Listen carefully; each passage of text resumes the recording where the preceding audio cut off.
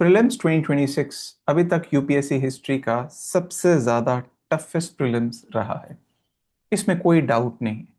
The tentative cut of which is being talked about वो भी around 75 to 78 के ऊपर बोली गई। तो that clearly shows that it has been one of the clearly the toughest exams ever 2023 से भी ज्यादा। तो अगर हम मॉडर्न हिस्ट्री की बात करें तो मॉडर्न हिस्ट्री में 5 क्वेश्चंस आए और 5 क्वेश्चंस मैं नहीं मानूंगा कि वो बहुत आसान थे। उसके अगर हम उसको थोड़ा समझने की कोशिश करें कि UPSC day by day what it is demanding, क्या उससे हम डी कोड कर सकते हैं। तो 2026 का एक क्वेश्चन देखेंगे जहां क्वेश्चन आया which one of the following statements about Eka movement and Bardoli Satyagraha is correct. अगर ये क्वेश्चन से बारदौली सत्याग्रह का होता तो शायद आप इजीली आंसर कर सकते थे, या एका मूवमेंट का इंडिविजुअली। अब यहाँ एक थीम के ऊपर बात की गई। थीम है यहाँ पीजेंट मूवमेंट। ठीक है, पीजेंट मूवमेंट। तो पीजेंट मूवमेंट मल्टीपल थीम को एक ही क्वेश्चन में डालना डायरेक्ट क्वेश्चन नहीं है। यहाँ मल्टीपल मींस एक थीम के मल्टीपल टॉपिक्स को एक ही क्वेश्चन में, hence it becomes a little difficult until unless you know both. ठीक है। इसके अलावा अगर मैं बात करूं, एक क्वेश्चन है something a topic which is not you will consider it to add in your notes। आप अपने नोट्स में इसको इंक्लूड नहीं करेंगे। Hilton Young commission 1926। ठीक है, आप बता सकते हैं कि it created the Reserve Bank of India and artificially fix the rupee sterling exchange rate. अब यहाँ so it is a development of economic system. जब हम एक डेवलपमेंट ऑफ सिविल सर्विसेज बात करते हैं, जुडिशरी बात करते हैं, आर्मी, तो ये भी इंपॉर्टेंट है पढ़ना, जो कि यूजुअली मैं अपने स्टूडेंट्स को पढ़ाता हूँ। तो डेवलपमेंट ऑफ इकोनॉमिक सिस्टम्स में अब यहाँ लॉजिकली अगर हम इसकी ऑप्शंस देखें तो इंडियंस को तो सपोर्ट प्रोवाइड कराएंगे नहीं। तो ये लॉजिकली देखो, यूपीएससी कभी ऐसा सवाल नहीं पूछेगा कि tell us that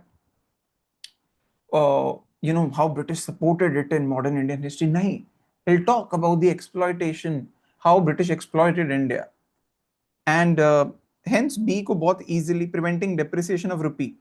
They were least concerned about depreciation of rupee. ठीक है, ये भी गलत हो जाएगा।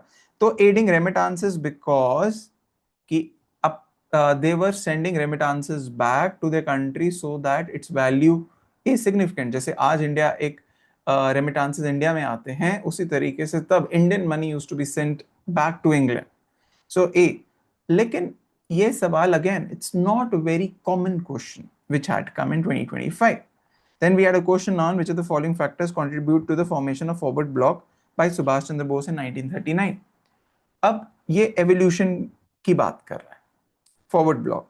अब ये इमीडिएट नहीं है, ये 1937 से 39 की जो सिचुएशन हुई, पर्टिकुलरली विद रिस्पेक्ट टू 38 का हरिपुरा सेशन और 39 का जो सेशन था, तो ये सेशंस में क्या डेवलपमेंट्स हुई, तो इसमें क्रोनोलॉजिकल अंडरस्टैंडिंग बहुत इंपॉर्टेंट है।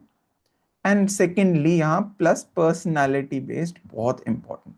दोनों को अगर आप समझ सकते हैं तो बहुत इजीली इस क्वेश्चन को अप्रोच कर सकते हैं। फिर क्वेश्चन आया था consider the following statement regarding the British policy in Awadh immediately after it's annexation in 1856। We all read about the annexation of Awadh due to misgovernance in 1856 जब वाजिद अली शाह को कालकटा भेजा गया।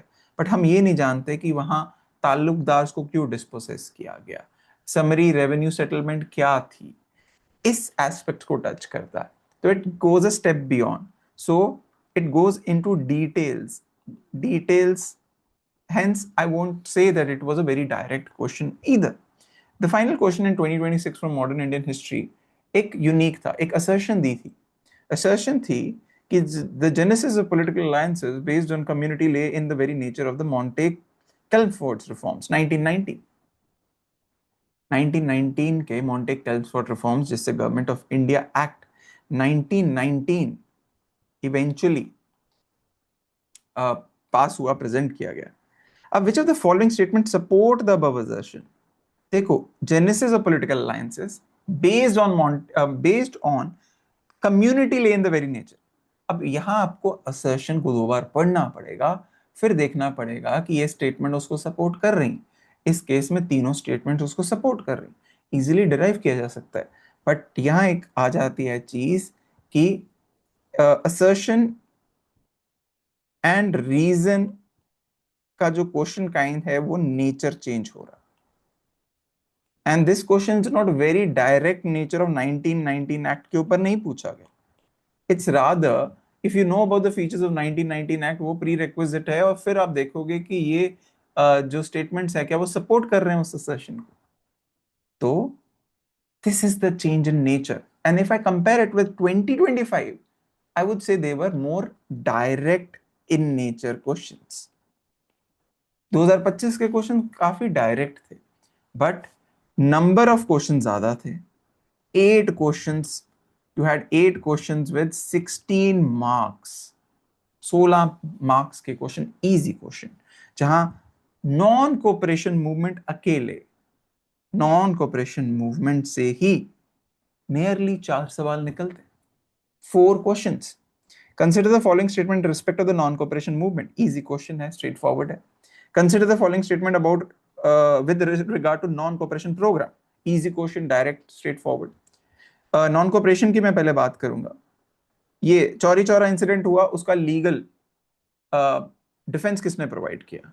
अब इसमें भी कॉमन सेंस लग सकती है, कैसे लग सकती है, उस टाइम पे सुप्रीम कोर्ट था नहीं, लीगल जो फाइनल चैलेंजेस होते थे रिस्पेक्टिव स्टेट कोर्ट्स और हाई कोर्ट्स में होते थे। तो यहाँ अगर हमें ये पता है कि कौन कौन कहाँ प्रैक्टिस करता है, और चौरी चौरा जो गोरखपुर डिस्ट्रिक्ट में, उसका जो केस है पर्टिकुलरली इलाहाबाद हाई कोर्ट में, तो हम इजीली इसको डिकोड कर पाएंगे। ठीक है। और जो मैं क्वेश्चन कह रहा था कि अगर हम चौरी चौरा, सो ये third question, and 3 questions primarily, but अगर मैं ब्रॉडली बात करूं 3-4 क्वेश्चंस एक टॉपिक से आना बहुत बड़ी बात है, बहुत बड़ी बात है। तो राजा राम मोहन रॉय की फिलॉसफी बहुत स्ट्रेट फॉरवर्ड, अगेन पर्सनालिटी। अगर मैं डी कोड करूं तो यहाँ मास मूवमेंट इवेंट इंपॉर्टेंट है, नंबर 1। सेकंड मैं बात करूं यहाँ तो क्या इंपॉर्टेंट है, यहाँ पर्सनालिटीज इंपॉर्टेंट, राजा राम मोहन रॉय है। फिर उसके अलावा गांधी के ऊपर क्वेश्चन है। ठीक है। Sedition is has become my religion, again quote by Gandhi. And of course self respect movement, Periyar, E V Ramaswamy Naicker. तो हम एवोल्यूशन ऑफ क्वेश्चन देख रहे हैं 2026 में, जहां 2026 में it's not a direct question about Subhash Chandra Bose. It's how he formed, what were the conditions which made him form the 1939 forward bloc. हम एक इंस्टेंस, एक इशू के बाद की सिचुएशन देख रहे हैं कि जब मिस गवर्नेंस के कारण अवध को अनेक्स किया गया ब्रिटिश ने, उसके बाद तालुकदास को कैसे डिस्पोसेस किया गया, क्या क्या रीजन, उस एस्पेक्ट्स में जाया जा रहा है। ठीक है। फिर यहाँ थीम बेस्ड मल्टीपल क्वेश्चंस, यहाँ थीम बेस्ड, तो that is the evolution which we can see. Hence मेरा एक सवाल है आप सबसे, are we ready, are we ready to tackle such kind of questions, and do we need a change in strategy, do we need to change resources? ये एक सवाल है कि सर मैं स्पेक्ट्रम करता हूं, I do Modern India's Bipin Chandra, I've done NCRTs. Now, what should I do if those questions are not coming from there? Should I read something else? So, my answer for you, I do understand your struggle. The struggle, I do understand. Too many dates, too many acts, facts, and infinite personalities. Plus, your standard book might not cover it. Standard book might not cover everything. Do you agree? Now, of course, doubts आना लाजमी है, normal है, might not cover everything. So, how do we tackle this situation? That is the point. So, history is not just sheer facts to cram, but characters को जानना, timelines को witness करना और events को याद रखना। मैं अभी बात करूंगा सोर्सेस की जरूर, कि क्या हमें वही स्टैंडर्ड सोर्सेस से जुड़े रहना है जो हम करते हैं, या फिर जो कोई स्टार्ट कर रहा है इसको, what kind of standard source they should have. Secondly, keeping that standard source, how you need to approach to basically become zero to hero in the subject. ठीक है, तो सोर्सेस की बात करूंगा। एनसीईआरटी, अब पहले बोला जाता दिस, सॉरी, इसमें मैं बोलूंगा दिस एंड दिस, ये है आर पास 3 क्लास 8th की ओल्ड ओल्ड एनसीईआरटी। ठीक है, थीम्स इन इंडिया क्लास 12 की पार्ट 3, ये दोनों मॉडर्न, ये ओल्ड है। अब ये नया जो क्रिएट हुआ है, the new NCERT which is been released, part 1 class 8 की रिलीज हो चुकी है, पार्ट 2 रिलीज होने वाली है, क्लास 9th की भी होगी। ये न्यू एनसीईआरटी में कलोनियलिज्म का पूरा चैप्टर है, जहां 1857 तक कवरेज है, बहुत अच्छा चैप्टर। तो this becomes very very important for 2027-28 prelims के लिए, तो आपका ये बहुत इंपॉर्टेंट बन जाता है, बहुत ज्यादा इंपॉर्टेंट। कलोनियलिज्म का चैप्टर 4 बहुत इंपॉर्टेंट है इसमें। ठीक है, ये एनसीईआरटी वही है, बस एक नई ऐड हुई है, which is exploring society India and beyond. This is class 8 part 1 new NCERT. ठीक है, ये न्यू एनसीईआरटी। अब बात करते हैं स्टैंडर्ड सोर्स की। स्पेक्ट्रम, क्या हमने कई बार स्पेक्ट्रम कर लिया, बट इस साल का क्वेश्चन हमसे नहीं हुआ कहीं। Should we stick with that? हर साल अगर 5 से 8 सवाल आते हैं तो सिर्फ 3 से 4 या 4 से 5 मुझसे होते हैं, मतलब I can not go beyond 70-75% of what I attempt. Is a natural doubt you would have, but I would say that अगर आपने किताब की है, be it spectrum in past, be it Bipin Chandra की मॉडर्न इंडियन हिस्ट्री, जो कि old NCERT के नाम से भी फेमस है, पिक एनीवन, या ये very very soon a book, the draft of which my students have significantly loved, far easier to understand, Modern Indian History by myself, Nimish Kapoor, is going to be out very very soon to be launched, and you might be able to see in couple of weeks, and it will be discussed on UPSC Prep Telegram channel as well as on YouTube once it is very simplified, but not as exhaustive as Spectrum, neither too brief as Modern India Bipin Chandra. So another option which I would strongly recommend is the one, because जो tools की मैं बात करने वाला, जिससे आपका subject, जैसे मैंने बोला, zero to hero, highest level तक पहुंच जाएगा, वो सारे टूल्स, वो सारी एक्सरसाइजेस, वो सारी टेक्निक्स इंटीग्रेटेड हैं विद इन द बुक जो रिलीज होने वाली। So keep a tab of it. अब how do we take this subject now? मैं एक रिजॉल्व कर देता हूं आपका स्टैंडर्ड बुक्स का issue. Pick any one book standard, and even if 3-4 questions, 2-3 questions नहीं आते, हमारा ऑब्जेक्टिव ये नहीं है। See, modern history is not about sheer knowledge. Modern history is about application of that knowledge. In fact, the entire prelims is about it. Hence, stick with your standard resource if you've decided on it. Okay? इसके beyond जाने की हमें जरूरत नहीं है, बिल्कुल भी नहीं, राइट? तो अब अगर जरूरत नहीं है तो फिर हम क्या अलग करें जिससे हम इस सब्जेक्ट में मास्टरी पा सकें? ओके, सो प्राइमरीली 3 पिलर्स हैं हिस्टोरिकल मॉडर्न इंडियन हिस्ट्री में रिटेंशन के लिए। Number 1, timeline. Timeline based active recall और timeline is the best way to learn this subject. It is not about, as I said, history is not about cramming facts. It is about traversing the timelines, witnessing it as if how times are changing, how things are changing with time. Characters, it's about personalities. मैं हर एक step को elaborately discuss करूंगा। Maps, has history happened in vacuum? No. It has happened on actual terrains, regions, states, If we know that, we know the context better, we have better anchor in our memory to remember it better. मैं आप आज क्या करूंगा, मैं सिर्फ characters की photo लूंगा और उसके बारे में डिस्कस करूंगा. टाइमलाइंस कैसे यूज करना है, एक्टिव रिकॉल आपके साथ करूंगा कैसे करना. मैप, सिंपल एक मैप खोलूंगा, उस पर डिस्कस करूंगा, फिर ब्लैंक मैप पे हम मार्क करेंगे चीज. ठीक है, लेट्स डू दैट. पहले how to master the timeline.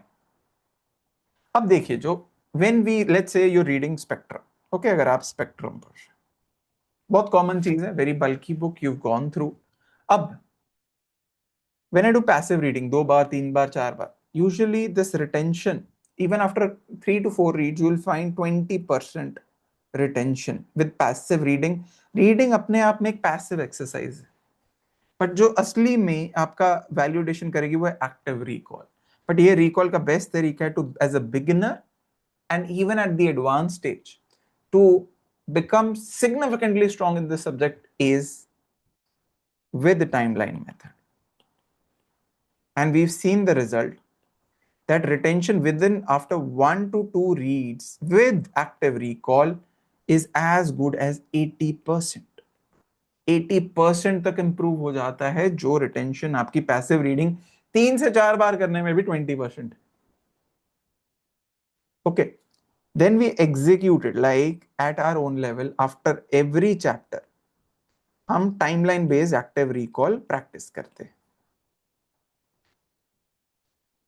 This is a brilliant way to retain things for a longer period, and with subsequent revision आपके और चीजें दिमाग में बहुत आराम से बैठे.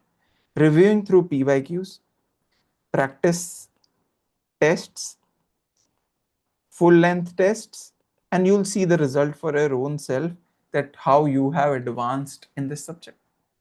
As I said, and I tell you, you can ask the students who've been part of the essential batch, the basic lectures, how in a simple way, traversing in a timeline manner and repeatedly doing active recall.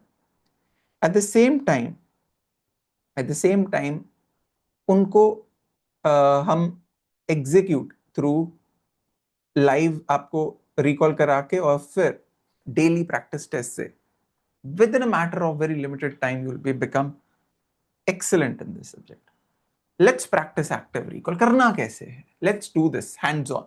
तो मैंने 1920 से 30 का time लिया. Let's start 1920. 1920 में क्या हुआ, start, let's start with non cooperation movement शुरू हुई, साथ में खिलाफत movement parallelly.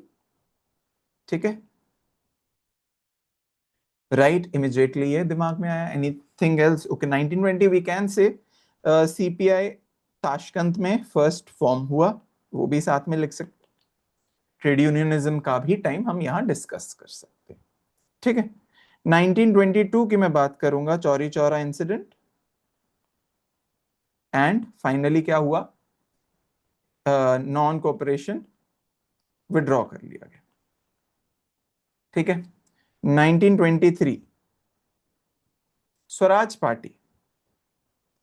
Swaraj party when I remember, तो क्या दिमाग में आता है, C R Das as a president, Motilal Nehru as secretary, and primarily a party to fight elections, इनका ऑब्जेक्टिव था. 1924 जब मैं 2 मेजर चीजें याद आती हैं मेरे दिमाग में, क्या, एक तो Belgaum session Congress, Belgaum session, and HRA formed, Hindustan republican association.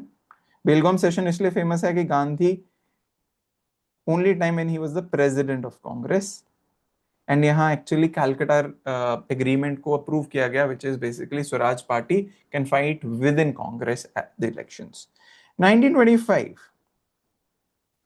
1925 को formally CPI formed in Kanpur. ठीक है, और काकोरी कॉन्स्पिरेसी भी हम याद करते, Kakori conspiracy. 1926, think of it, 1926 कुछ है दिमाग में, nothing as such major, तो you can, okay, if you cannot remember, fine.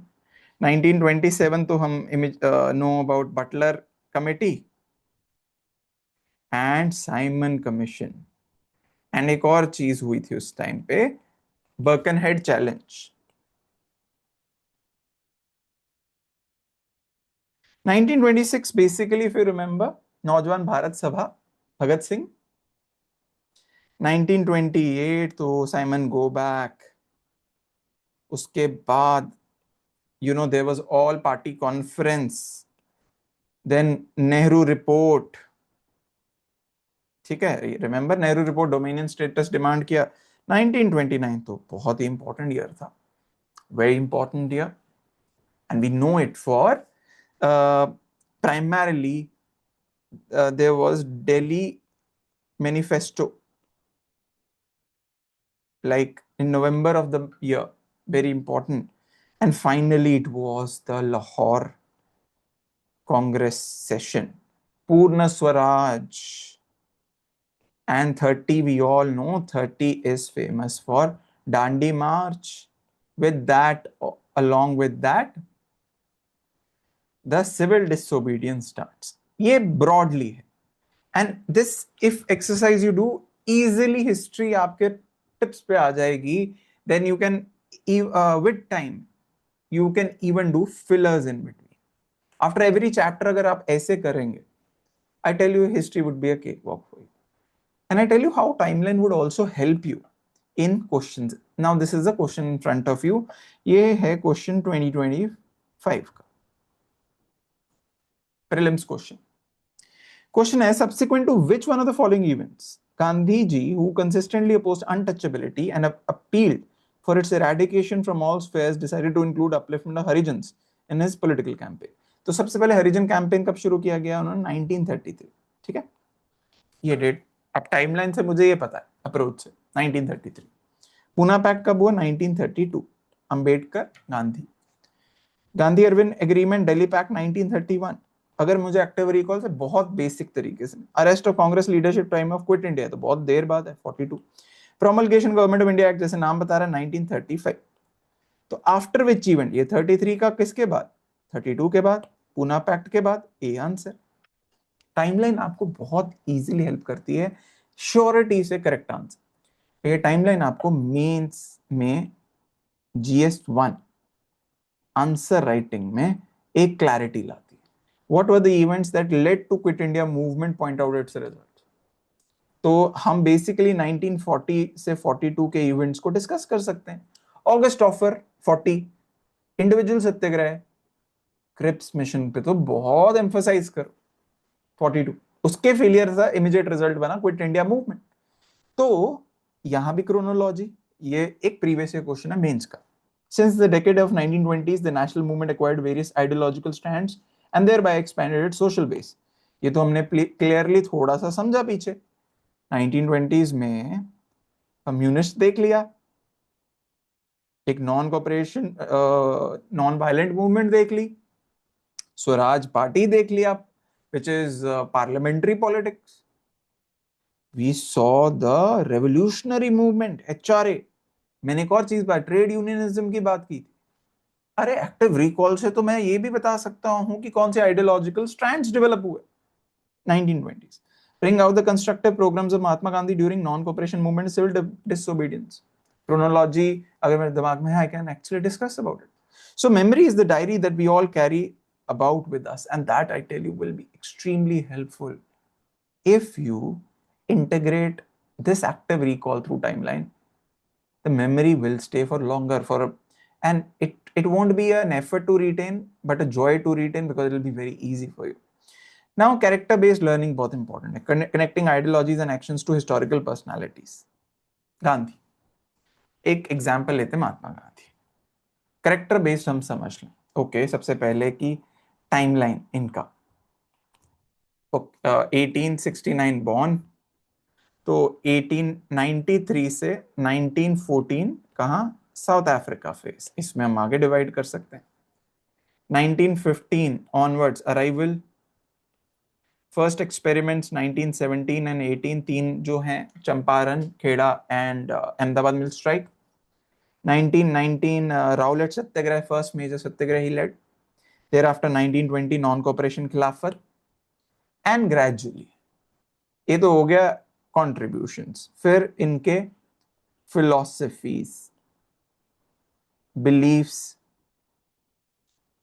इस तरीके से आप पूरा एक कैरेक्टर को डिफाइन कर सकते हैं।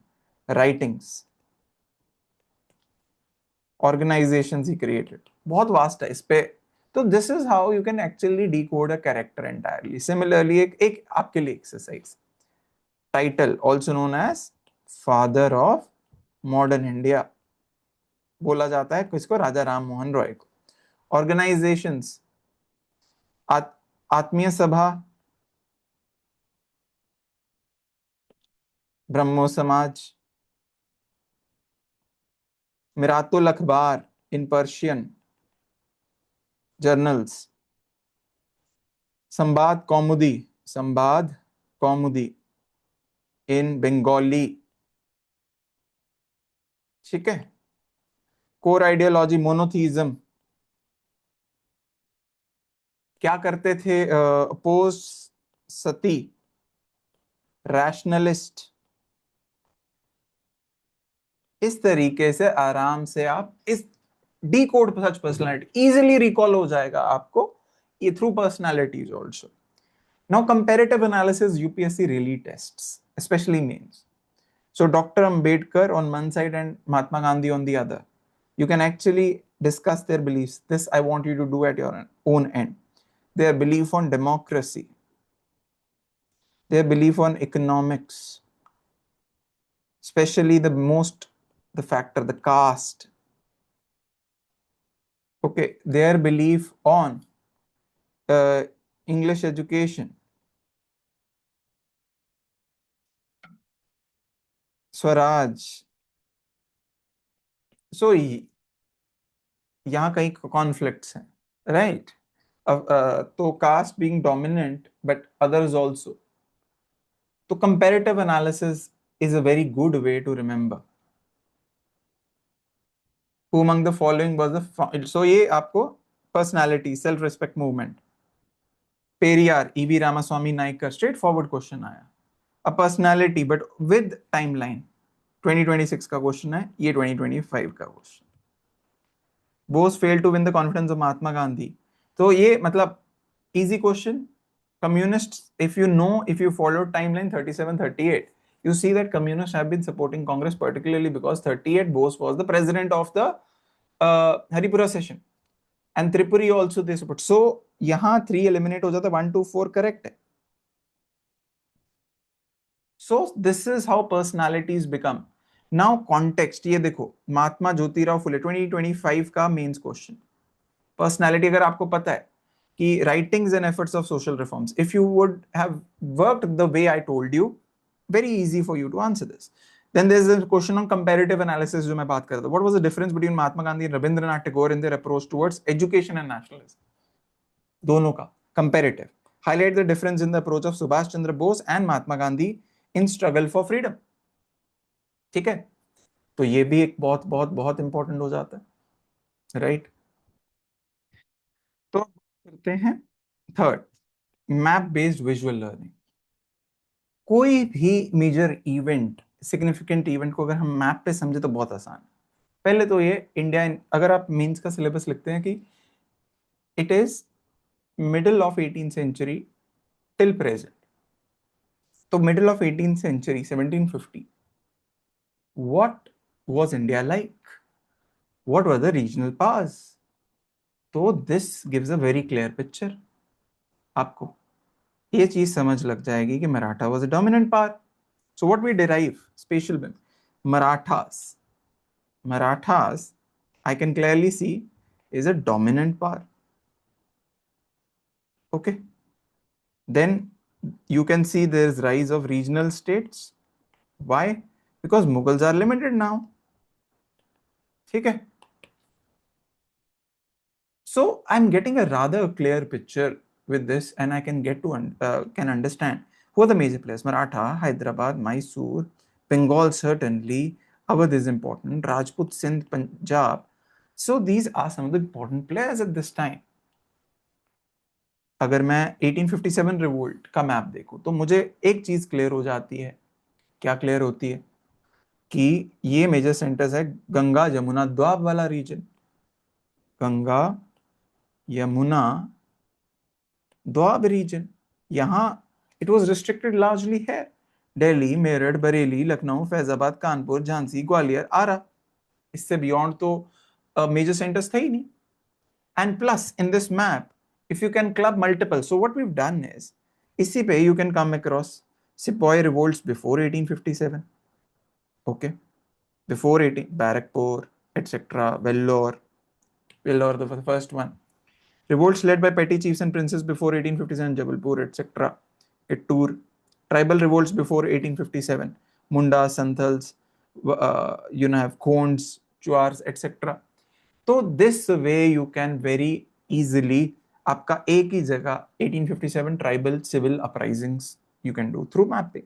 At least it gives you the now how map works. Now let's say there's a location. Location works as a very nice anchor in your mind to remember something. I can associate a location and attach a value to it. जैसे मेरे दिमाग में Santhal reason, तो एक बार reason मेरे दिमाग में, हाँ वो region Santhal Parganas, eventually the outcome of it. So a lot of things like this, it will work as an anchor for you in the memory. अभी एग्जाम्पल लेते हैं, let's do something, let's take example of, इस पे मैं अगर मुझे mark करना है इंपॉर्टेंट, लेट्स सी, यहां हम कांग्रेस सेशंस की बात करें, इंपॉर्टेंट, बॉम्बे 1885, ठीक है, बॉम्बे। ऑफ कोर्स मैं सारे नहीं करूंगा, इंपॉर्टेंस पे इंपॉर्टेंट वाले फोकस करूंगा। 1905 कैलकाटा, 1906 बनारस, 1907 एवरीवन नो सूरत स्प्लिट हुआ, 1916 लखनऊ, 1919 अमृतसर, 1929 लाहौर, 1924 बेलगाम, ठीक है, 1929 लाहौर हो गया। 1931 यहां बाहर जा रहे हैं हम, कराची। दिस वे एक बहुत अच्छा वे है to basically remember also, remembering by mapping. History will become interesting for you through map. You will start identifying why 1919 Amritsar, Jallianwala Bagh massacre. So it also shows the significance of a particular place in a particular period also. ठीक है? Geography is the eye of history as told by Abraham Ortelis. तो thematic linkages बहुत important part है। Thematic, what is thematic? मतलब आपको, जैसे मैंने peasant movements के ऊपर बताया था, सारे पीजन मूवमेंट्स, उससे आपको पता लगा क्यों सिविल अपराइजिंग, ट्राइबल अपराइजिंग। तो जैसे tribal uprising, educational development, development of press, okay, constitutional development, ये थीम्स आ गई विद इस तरीके से पढ़ोगे, that's another, see this comes in primarily later revisions and this is primarily very helpful from mains perspective, क्योंकि वहां ओवरऑल थीम बेस्ड क्वेश्चंस जो हैं, thematic study will be very helpful in mains में बहुत theme based questions आते हैं। So UPSC relevance for mains, it is very important. What we have clearly seen this year 2026 you had peasant movements का एक question आया जहां Bardoli, right, peasant movements touch हुए, तो एका मूवमेंट और बारदौली सत्याग्रह दोनों। How did colonial rule affect tribals in India and what was the tribal response? यहाँ एक ट्राइबल मूवमेंट ने पूछी, संथल नहीं पूछी, खोंड नहीं पूछी, यहाँ पहाड़िया नहीं पूछी, simple tribal revolts. How did it affect tribals in India and what was the tribal response? Overall, theme based. Okay. So theme development एक general idea दिया है how you can prepare 1835. This is development of education. 1854 Woods Dispatch, 1882 Hunter Commission, 1904 Rayleigh Commission. So 1902 actually Rayleigh Commission, जिसका result 1904 में was the India Universities Act, 1944 Surgeon Plan. Evolution of press इसी तरीके से यहाँ I have not included one very important thing. Identify it. I'll give you 10 seconds. Think. If you've caught it right now, that means you are very well prepared in this. 1799, 1823, उसके बाद 1878. All three important. सबसे important चीज evolution of press में तो 1835 के बगैर कुछ बोल ही नहीं सकते. Metcalfe's liberation of Indian press, he's known as a liberator of Indian press. Okay. To understand the tree, you must study the roots, not just the branches. So overall theme is important in stages. See, we are talking about how to master this subject with very simple tools. I'm not telling you to do anything extra, anything which is out of box. Conventional tools in a subject which is very well done using this. Pattern recognition. Pattern recognition है कि एक तो from current context. From current context. Mahatma Jyotirao Phule 2025 का question है. Writings and efforts of social reforms touched issues of almost all subaltern classes discussed. Never has been a question on Mahatma Phule before in last 20 years. But Q 2025, there was a movie Phule, which had come in early 2025. ये क्या है? Pattern recognition की UPSC does not ask randomly, okay? तो कई चीजें जैसे 2026 के perspective से, अब why I've used this is Indian Express का, I would like you to go through explained section. Explained history करके एक section. It covers very good articles talking about whatever is in news, discussing Plassey, remembering the 1757 battle that birthed the British Empire in India. Why it was in news? Basically Bengal elections वगैरह के time और उससे पहले और बाद में भी. How Pune's 1897 plague led to the Chapekar brothers to assassinate. Radical revolutionary movement की start बताई जाती है ये event. Why Subhash Chandra Bose broke with Congress to found forward bloc? ये तो आपका क्वेश्चन वैसे ही था. ऐसे articles continuously आते हैं. That is another thing. Also pick up things from context.